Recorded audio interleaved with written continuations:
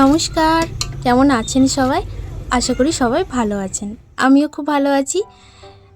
তো আজকে সকাল থেকেই ভ্লগটা শুরু করছি। একদিকে দুধ বসিয়ে দিয়েছি আর একদিকে ভাতের জল বসিয়ে দিয়েছি। বাবা বাজার থেকে কি বাজার করে আনলো চলুন সেগুলো এবার দেখে নেওয়া যাক। তো ব্যাগ ঢালতেই সবার প্রথমে আমটা বেরিয়েছে দেখে আমার মনটা কিন্তু খুব খুশি হয়ে গেছে। আর এই যে আরেকটা খুব প্রিয় জিনিস কিন্তু আমার এনেছে। শাক ভাজা খেতে কে না ভালোবাসে, অবশ্য কে ভালোবাসে না বাসে জানি না, আমি কিন্তু খুব ভালোবাসি শাক ভাজা খেতে। আর তাও আবার শুশনি শাক বলে কথা। অনেকগুলো এনেছে, 2 দিন হবে। আর আমরা এক এক দিনে না অনেকটা করে শাক ভাজা খাই, কারণ এই শুশনি শাক অনেকটা করে থাকে। আর এই যে আপনাদেরকে একটা জিনিস দেখাই, এই যে দেখুন না শাকের মধ্যে কতটা করে জল থাকে। তো এই শাকগুলো কিন্তু বেশ ভালো, সেরকমভাবে কোনো নোংরা দেখতে তো পাচ্ছি না, তবে প্রচুর পরিমাণে জল আছে। এই এতক্ষণ ধরে বাছছি যেন এই জায়গাটা কতটা জলে ভিজে গেছে। ওই একটা লম্বা ডাঁটা আছে, সেগুলো শুধু কেটে নিচ্ছি, বাকি শাকটা একদম পরিষ্কার। আর এই যে এই বড়ো জায়গাটার মধ্যে নিয়েছি, ভালো মতো ধুয়ে নেব। প্রথমেই একটুখানি রসুন আর শুকনো লঙ্কা আর জিরা ফোড়ন দিয়ে শাকটা ভালো মতো নেড়ে নিচ্ছি। শাকটা এতখানি সুন্দর নরম যে একে আলাদা করে সেদ্ধ করার কোনো প্রয়োজনই নেই। শাকটা কিন্তু কড়াইয়ের মধ্যেই খুব ভালোভাবে একটুখানি নাড়িয়ে নাড়িয়ে আর হালকা করে একটু জল দিয়ে দেব, তাহলে কিন্তু কড়াইয়ের মধ্যেই সেদ্ধ হয়ে যাবে। শাকটাকে আর আলাদা করে সেদ্ধ করার প্রয়োজন নেই। আমি ওই জন্য একবারে ফোড়ন দিয়েই কিন্তু শাক সেদ্ধ বসিয়ে দিই।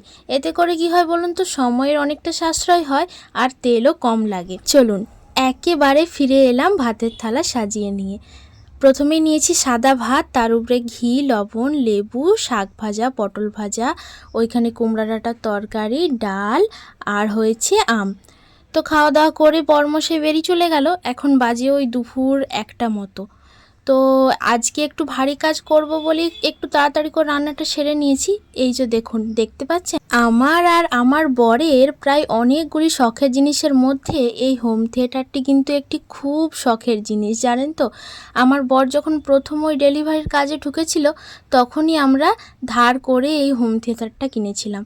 অনেকটা শখের আর স্বপ্নের জিনিস আমাদের। সারা দিনের কাজকর্ম কাটিয়ে আমিও যখন দোকানদানি বন্ধ করে বাড়িতে আসি আর আমার বড় সারা দিনের কাজকর্ম ক্লান্তি দূর করে বাড়িতে আসে, তখন আমরা এই রাত্রের দিকে কিন্তু হোম থিয়েটারটা চালাই।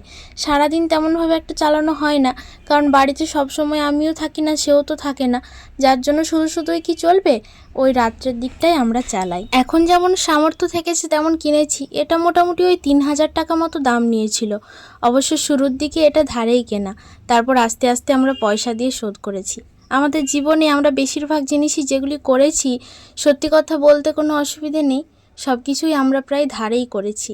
মানে এখনও একটা সুবিধা আছে না, ইএমআই সিস্টেম, বেশিরভাগটাই কিন্তু এইভাবেই করা। আস্তে আস্তে সব পয়সা দিয়ে শোধ করেছি। জানেন তো, কষ্ট করে বড় হওয়ার না একটা অনেক আলাদাই মজা থাকে, জানেন তো। কারো কাছে কৈফিয়ত তো দিতে হয় না, কারো কথা তো শুনতে হয় না। কষ্ট হোক, সময় লাগুক, কিন্তু নিজেদের টাকায় নিজেদের শ্রমে তো করেছি, ব্যাস এটাই অনেক। ঝোল ভাতগুড়ি ঝেড়ে নিয়ে জায়গাটা পরিষ্কার করে চলে এলাম। আর এই যে এখানটা আগের দিন পরিষ্কার করে নিয়েছি, আর বাসন টাসনও ধোয়া হয়ে গেছে, গ্যাস মোছা সব কমপ্লিট। তো এইবার বাসনগুলো গুছিয়ে রাখবো একটু পরে। আর এই যে দেখুন না, এই গর্তগুলো দেখছেন, এই গর্তগুলো দেখলে কেমন ভয় লাগে বলুন তো। ওই যে নিচে একটা, এই ওপরের গর্তটা থেকে কাল রাতে ইঁদুরে প্রচুর মাটি বের করে ফেলেছে। সব পরিষ্কার করে চার্জার টার্জার সব কিছু গুছিয়ে রেখেছি। 2টি ফোন, তাই 2টি ফোনের আলাদা চার্জার, হেডফোনের চার্জার, এছাড়াও আরও অনেক ধরনের চার্জারেই ভর্তি আমাদের বাড়িতে। তারপর মোটামুটি নিজের রুমটা একটুখানি গুছিয়ে নিলাম, ঘর দুয়ারও মুছে হয়ে কমপ্লিট হয়ে গেছে। আর এখানটা আগের দিন তো গুছিয়ে নিয়েছি, আপনাদেরকে দেখিয়েছি। ঘরের কাজগুলি এক এক করে সারতে সারতে কত না সময় লাগে বলুন তো। ওই দেখুন এখনও কতগুলি বাসন পড়ে আছে, ওইগুলি সব ধোবো। আর এই যে আকাশটি খুব পরিষ্কার এখন, জানি না আজকে হয়তো বৃষ্টির সম্ভাবনা খুব একটা নেই।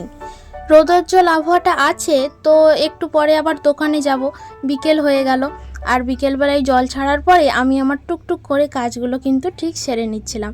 বাথরুমের চৌবাচ্চায় জল তুলে রাখি, তার সাথে 2-3 বালতি জলও ভরে রাখি, কারণ রাত্রিবেলায় গা ধুতে হয়, স্নান করতে হয়। তারপরে এই যে উঠোনটা ভালো মতো ঝাঁট দিয়ে নিচ্ছিলাম। তো মোটামুটি এখনকার মতো কাজকর্ম শেষ। তো আমার সারাদিনটা আমি এইভাবেই টুকটাক কাজের মাধ্যমে কাটাই, আর তোমাদের সাথে শেয়ার করলাম। তোমাদের ভিডিওটা কেমন লাগলো অবশ্যই কমেন্ট করে জানিও কিন্তু। আর দেখা হচ্ছে আবার নেক্সট ভিডিওতে। ততক্ষণ সবাই ভালো থেকো আর হাসি খুশি থেকো। আজকের ভিডিওটা এখানেই শেষ করছি। একটু পরে এবার আমি দোকানে চলে যাব, তারপর দোকানের পর্যায়ে তো এক একদিন তোমাদের সাথে শেয়ার করি।